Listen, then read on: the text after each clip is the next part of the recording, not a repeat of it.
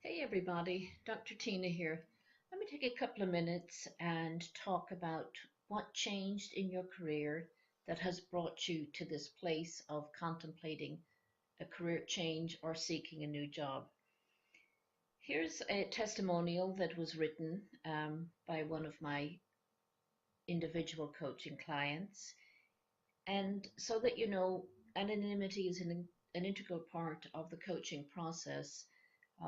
I'll never divulge who my clients are, and nor are they inclined to post their glorious appreciation on LinkedIn or on any other forum. So I will just share what she wrote, and it certainly is somebody from my industry. She begins by saying, my career journey up until now had been fairly consistent as it revolved around finance and facilities engineering. I stayed with this one organization for 13 years. I rose up through the ranks, annoyed a whole lot of folk, made great money, traveled extensively, had great mentors, and yet I found myself longing to do something very different. I wasn't dreadfully unhappy, yet I definitely wasn't happy. Sometimes I'd even catch a mental glimpse of myself sitting on a plateau or even on a ledge and felt like life was passing me by. Break, does that sound like something you've experienced or endured, or is it something you're currently experiencing and enduring? So, back to my former client's testimonial. My work just didn't have any meaning for me anymore. I had lost my joy and my passion. Every day was a drain on my emotional energy. I was exhausted by the sheer act of faking it. I worked with Dr. Tina for several months. She helped me reframe my image of myself in my work life. We worked through the up until now version of my work life and explored my professional background. We then began to articulate my talents in a way that appealed to a different industry. It was very hard work. At one point, I got so frustrated I almost accepted another role within my current organization, just to make a change in my life. However, Dr. Tina pressed me to keep moving towards something different. She served as my accountability partner. I was amazed at how the career change job seeking process worked, how it worked for me. Building a strategy and networking in the right way really paid off. I'm now working as a senior analyst with a global asset management organization.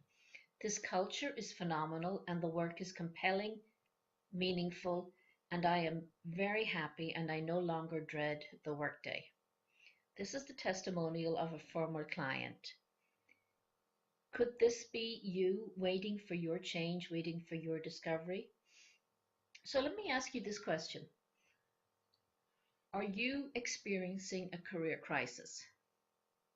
Or if not, should you be experiencing a career crisis?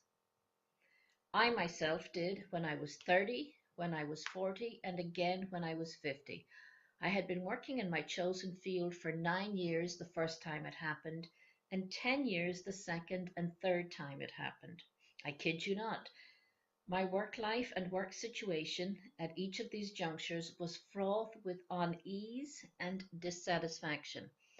And I remember thinking that the organization I was with had changed, and I caught myself disbelieving that it had changed so much, although upon reflection, I each time came to realize it was I who had changed. I was leaning forward in my own personal evolution, my own journey, and the organizations and the jobs I was in and with no longer fit me. They no longer suited me. And without having had those career crises in my own life, I would not be as adept at coaching you through your career crisis. Each time I experienced a growing sense of an uneasiness that this work was not what I wanted to do with the rest of my life, I fell into opportunities that stretched me and grew me in new ways.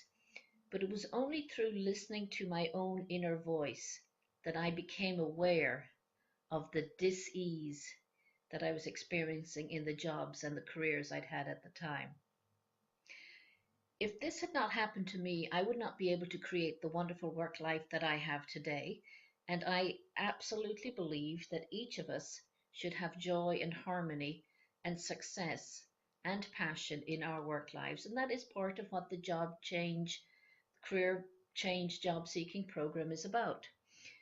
Oh, you remember that poem by Robert Frost? Two roads diverged in a wood, and I took the one less traveled, and that's made all the difference. It's made all the difference in my life.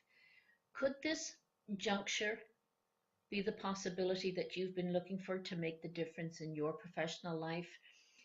Yes, you too can have this passion, you can have this joy, you can rediscover your sense of self in your professional well being if you listen to the inner voices. So, what are your inner voices asking you?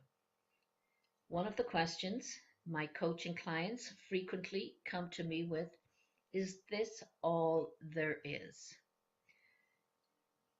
A second question is, am I asking too much from my work life? And a third question, we're all pragmatists at the end of the day, isn't it just about making money? And so to each of these questions, I will tell you, no, this is not just all it is. There is more. We're meant to have more. We're human beings, not human doings or human earnings. And am I asking too much for my work life? While we cannot always choose what we do, we can always choose who we are in our work life, and we can choose to be happy, even in a job that might not be the very best job for us.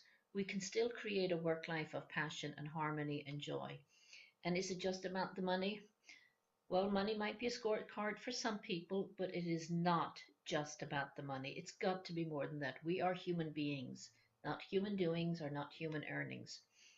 So, do you now have a growing sense that you could be happier doing something else? Or have you had this sense rise over the past several months or years? Let me ask you this. Do you hate going to work each morning? Perhaps it's time then for you to consider your career crisis and to see your situation as being in a state of crisis. Let me tell you, you are not alone. As an executive coach and a work life practitioner, I have observed that it is not unusual to feel the career blues. Many clients, many of my clients, and many of my peer coaches, they will tell me that their clients are experiencing this recurring theme in their work life. Clients arrive at a place where they stop and ask themselves whether they want to continue doing the same thing day in, day out for the next 20 years, or whether they just want to trudge forward. Let me say, your career is not your parents' career, and for several reasons, your career is not your parents' career. The workplace employer no longer affords the job for life that your parents either enjoyed or endured. However, you are also better educated and more adaptive than earlier workplace generations, and you deserve to have a better work life. Career change is more common now, and it's never too late to make a swap. While a career crisis may seem like the domain of the 40 somethings, my personal experience and research reflects the fact that 31 to 35-year-olds are the least happiest at work.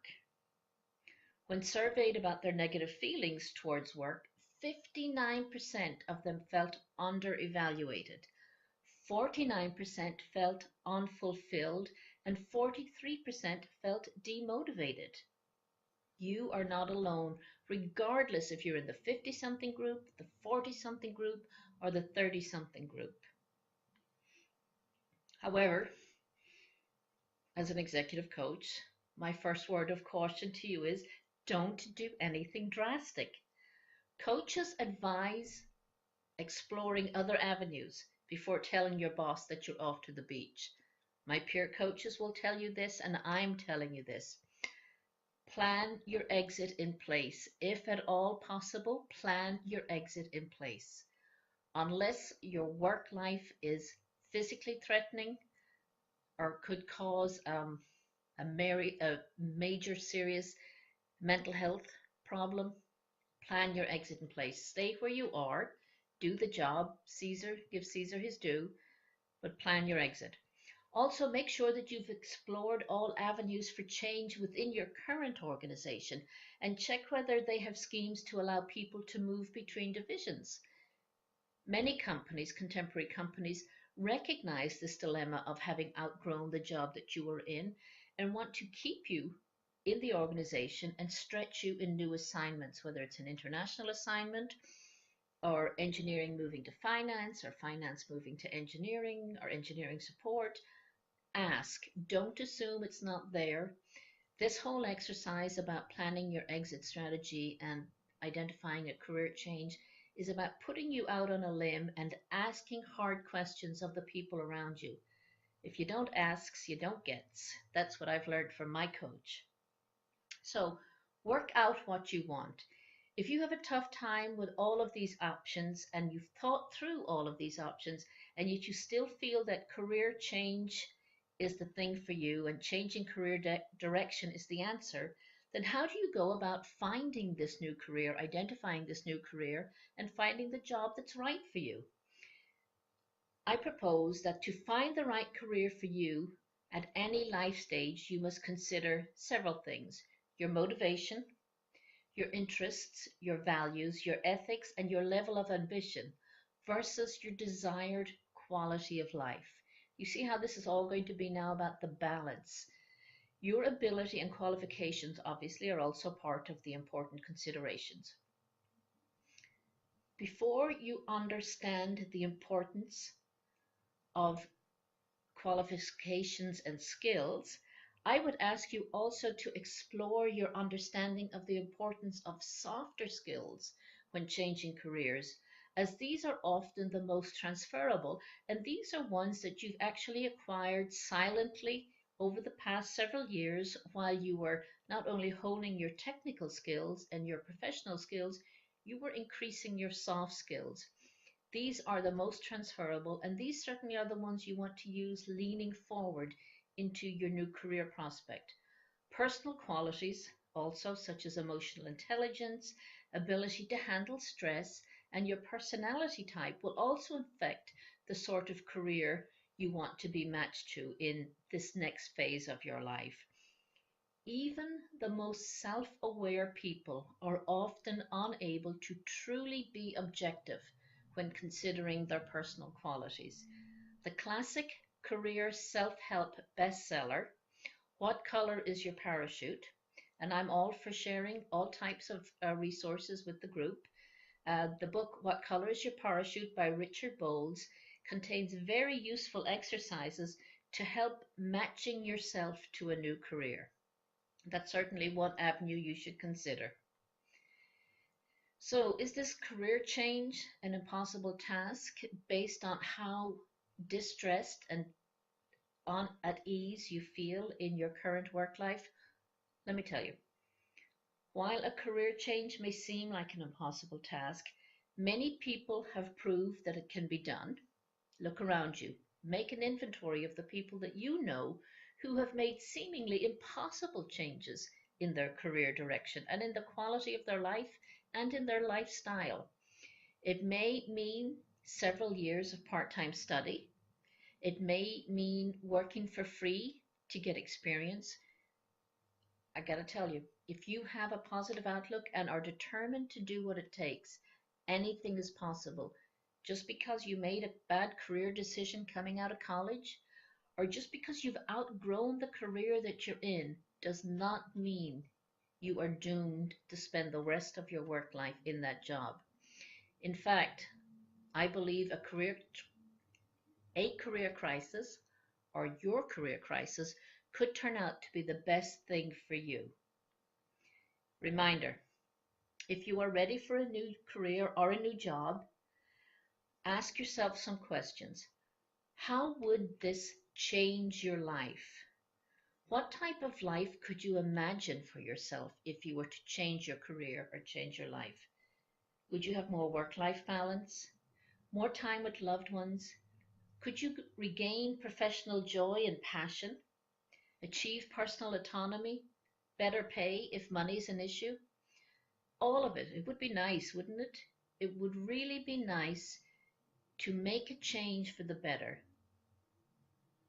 So, what does that mean to you now that you're listening to this video? And I'm encouraging you to contemplate different avenues. Let me propose that the objective of the Career Change Job Seeking Coaching Program is to help you create a strategy, a roadmap, if you will. It will help you identify your path towards professional joy and satisfaction through a predetermined process. 5 steps. You hear me talk about the 5 steps over and over again. The first step being reflection, reflecting on where you are up until this point in your career. Researching, researching the types of careers and options that you would be interested in pursuing based on the skills you have and the interests you have. Then lead telling you it's time for a change, no matter how you try to ignore it.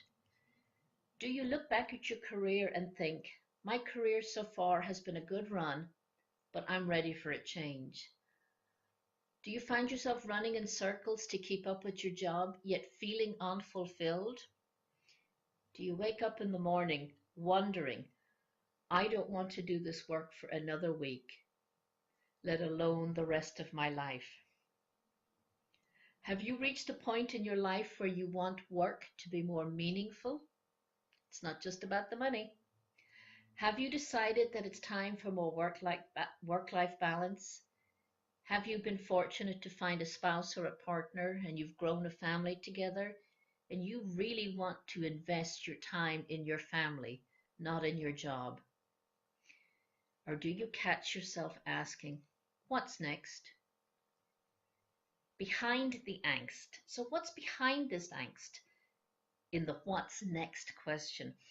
Well, there are many valid reasons that some of us become restless or discontent with our career. I would say that some of us choose to stay put for the fear of making a mistake, and this restlessness just rises and rises, but we do nothing about it. Some significant career change can be very scary, and many of us experience emotions such as fear, self-doubt, and even dread, and we do nothing about it. We wonder what the impact of a career change might have on our family and our sense of obligation as the provider for the well-being of our family members, and we do nothing about it. We wonder whether we will be successful and happy in something new, or is it just our general disposition not to be happy in our work life, and we do nothing about it. Or we wonder, are we simply being irrational to want something different? And for fear of being irrational, we do nothing about our angst. Yet there are people making the move. You know them, I know them, we see them, and they make moves in many, many different ways in traditional career paths and in non-traditional career paths.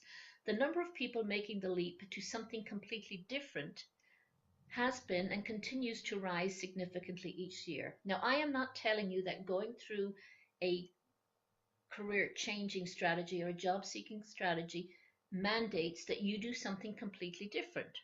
It just means that you take a look at where you are and what would be a comfortable redirection or growth area for you.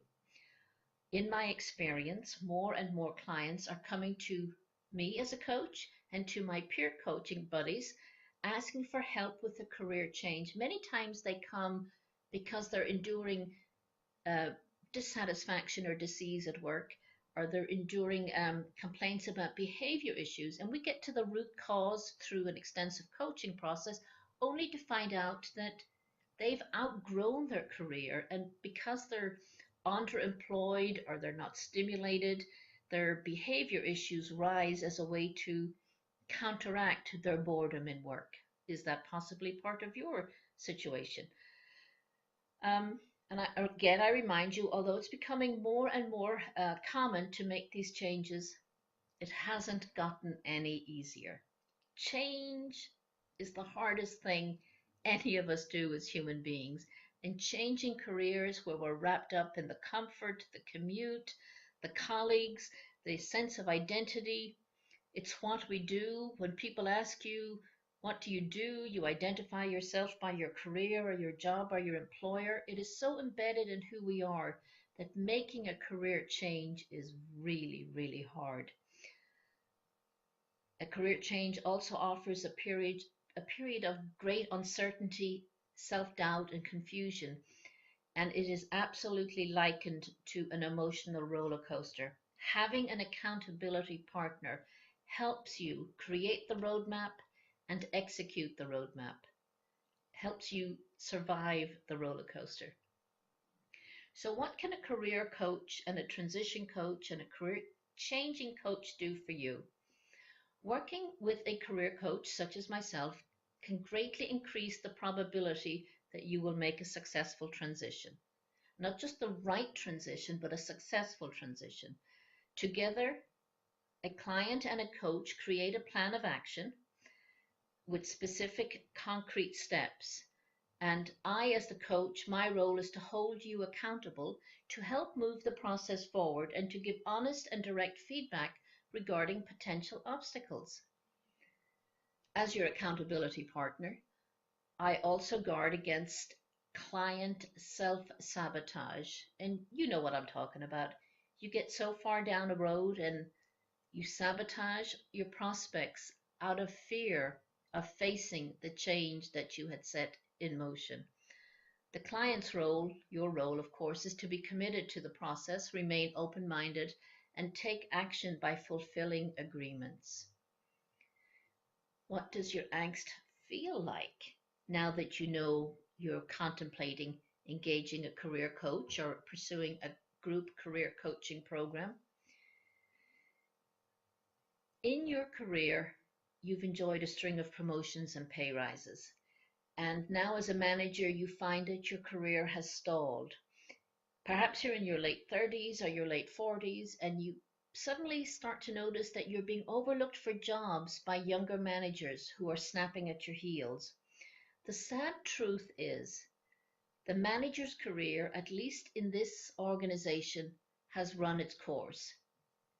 And what I'm saying there is that where you are now, you have run your course in that organization. When you catch yourself looking over your shoulder and feeling anxious about the young whippersnappers behind you, you have run your course there.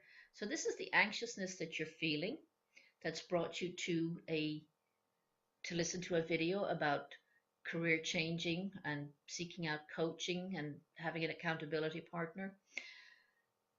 When you feel this angst, a career reinvention and bold risk taking are needed. The smart move, if there isn't a move for you within the company, is to leave the company and perhaps even take a small step backwards so that you can begin moving in the right direction again. Are you still in pursuit of the corner office, or are you in pursuit of a work-life balance? But the angst raises its head again. You have a mortgage, you have school fees, and you have several mouths to feed, which makes these choices even harder.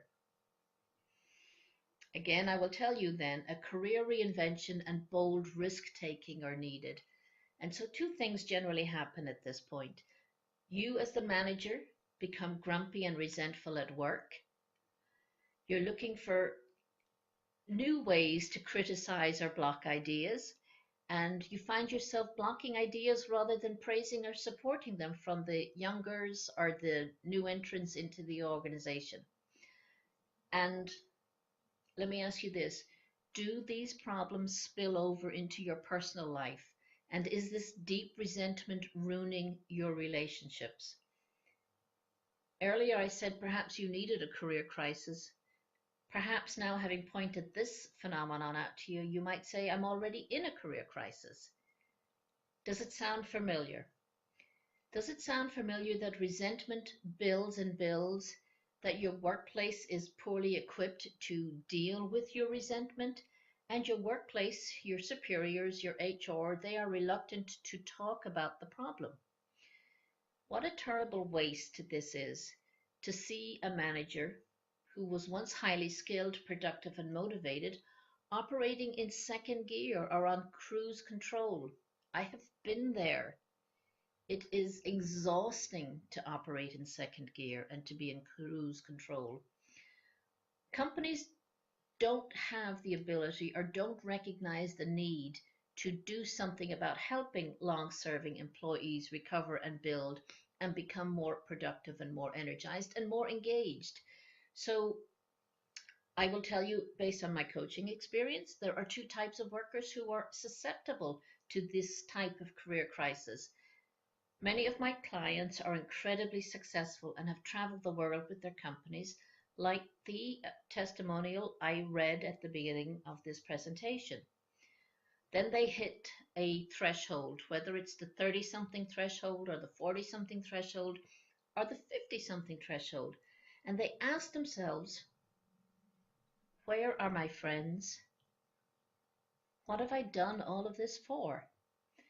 They may get They may have gotten a little bit too caught up in it without a proper plan that included some structure and acknowledgement of having developed a life outside of work. And of course, the second type of client is the one that has played it too safe for too long. That could be you. Have you played it too safe for too long?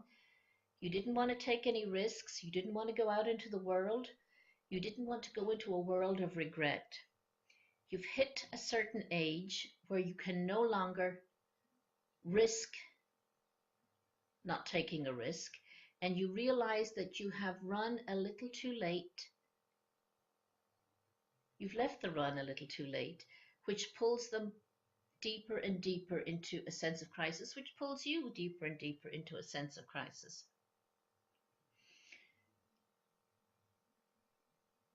So this presentation is about the career crisis and what has changed. Some of the signs of an emerging career crisis: you start to doubt your decisions in your career, in your marriage, and your other life choices.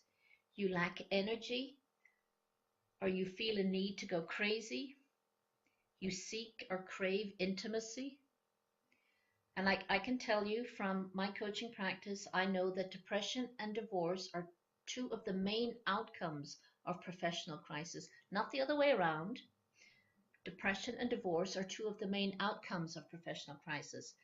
People suffering make irrational decisions and think the grass is greener somewhere else.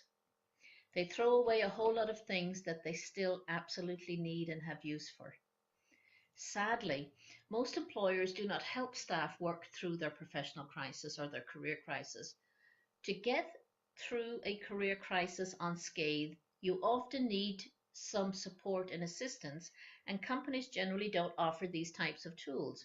So overcoming a career crisis is not easy, but some simple steps can help you on the path to recovery, starting with owning your career crisis. Own it, it's yours. And admitting that you are going through a massive change in yourself, in your outlook on life. Then be kind and forgive yourself for all the irrational decisions you've made up until now that may have hurt others and ruined much of what you've built. As so often happens, affairs, divorces, and job losses because of inappropriate workplace behavior. At this point, you decide to rebuild and find something that you can be passionate about, that will give you purpose and direction. So we all evolve and change, and we grow and continue to grow into new things. We learn new things. So it's just time to acknowledge, to get support, and move forward. Being in this career-changing job-seeking program can either be reactive to the recognition that you are deep in your crisis, or proactive as a protection mechanism against a pending career crisis. Final thoughts. Dr. Tina here. 80% of the situation is recognizing that you are in the midst of a career crisis. 20% of the situation is committing to and following through on developing and implementing a career change strategy. So get over the 80%, suck it up, and we can get moving on the final 20%. Dr. Tina signing out. Always my pleasure to talk. My favorite talk. It's all about the job. We deserve passion and joy in our work life, and I'm here to help you on the path to passion and joy in your work life.